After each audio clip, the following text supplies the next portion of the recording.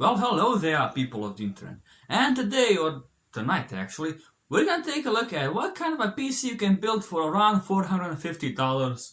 And by the time of making this video, all the parts end up around 451 bucks US dollars.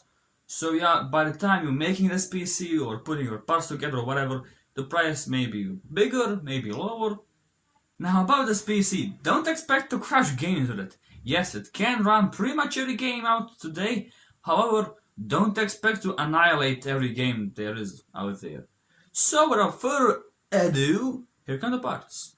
For the motherboard we have the MSI 110. Now, just like the motherboard in the previous video I mentioned, it's pretty much as bare bones as it gets. It does have all the functions and stuff you need, and that's it. All the basic stuff supports our Skylake CPU, supports DDR4, of course, has USB 3.1, and can run $53. That's really expensive. I will mention that there are a lot of H110 motherboards from ASRock, Asus, MSI, Gigabyte. They're all around $5 to $10 in price difference, so it's up to you to choose. If you choose an ASRock, an MSI, Asus, whatever, you won't go really wrong. For the CPU, we had the Skylake i3-6100. Now you might be thinking, i3, you can't game on that thing. Yes you can. You'd be surprised just how much punch an i3 can give. It has 2 physical cores, but it does feature hyper-threading. So it does have 4 threads, and it's clocked at 3.7 GHz. There isn't really much to say about the CPU. If you want to go cheaper and even lower on the cost and performance, you can get the Pentium Skylake, but it does not feature hyper-threading. It is cheaper, but not that much. So if you can, get the i3-6100 and avoid any of the other more higher clocked i3s because it's not really worth it. Up to you. And coming at 120 bucks, not really that expensive. For the RAM, I did kinda cut it close a bit. We'll be using only 4 GB of RAM. 4 GB of G-Skill RAM clocked at 2133 MHz.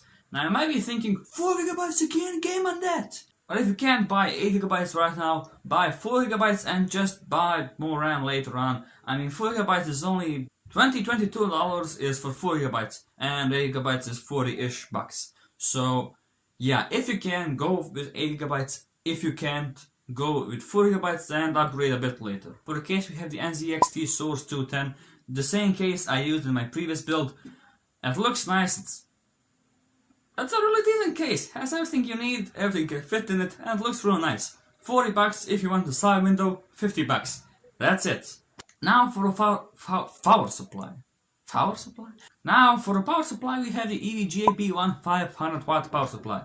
Straight up to say, this power supply is a major overkill. Why? Well, for example, our graphics card doesn't need any external power, it doesn't need additional power, it draws all the power from the PCIe slot, port, whatever. You can go with a 400 watt power supply, 430 watt, but trust me, the price difference is really minimum and you don't really want to cheap out a power supply, and just go with this power supply. And again, if you have a really tight budget, do buy a cheaper power supply that is a lower price. Don't cheap out on the quality. EVGA, Cooler Master, Thermaltake, Silverstone. Is this Silverstone? I don't really remember. They all make great power supplies, and this power supply does have 80 plus bronze certification. So yeah, and it costs only 50 bucks.